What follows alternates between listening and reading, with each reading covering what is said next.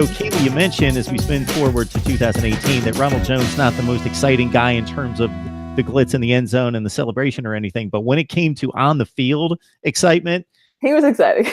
Yeah, he was maybe my favorite running back to watch over the last couple of years in college football. I never thought that he got the due that he deserved, and I know that there were some things with pass blocking, pass protection that factored into it because I never thought they got him out in space in the passing game. He'd catch like 8 balls a year. I never understood why they didn't make him more of a passing threat as well, but he's obviously going to be missed.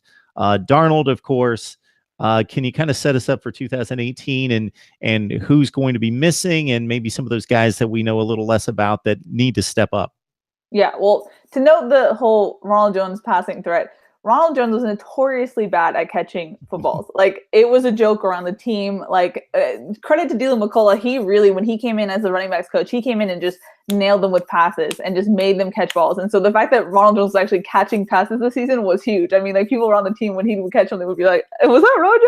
So that's maybe why not he wasn't the biggest passing threat. But as far as next season, really look for Stephen Carr to take up that starting job as running back. You have Cedric Ware, who's been there for a while. He was kind of the Texas duo with Ronald Jones, but obviously he was kind of in Ronald Jones' shadow. But Cedric Ware is kind of that guy who can do it all, really. He has great hands. He can catch the ball, a good runner, good at pass protection. I think the most developed at pass protection is Cedric Ware, but Stephen Carr is just electric. He, as a true freshman, came in, and if you remember the Stanford game with Ronald Jones, that 1-2, he just looked so great. I think he kind of hit a rookie wall a little bit freshman year. He also had that ankle injury that really sidelined him. I don't think he was 100% even in the Cotton Bowl. So I think really look at Stephen Carr to be that next guy. But you also have Vivai Malapai, who is a good, kind of like a hybrid. He's kind of like a fullback that's not, is seeing who stays as far as wide receiver. If Deontay Burnett elects to say, he will kind of become that veteran guy on the offense, because right now the offense is really young.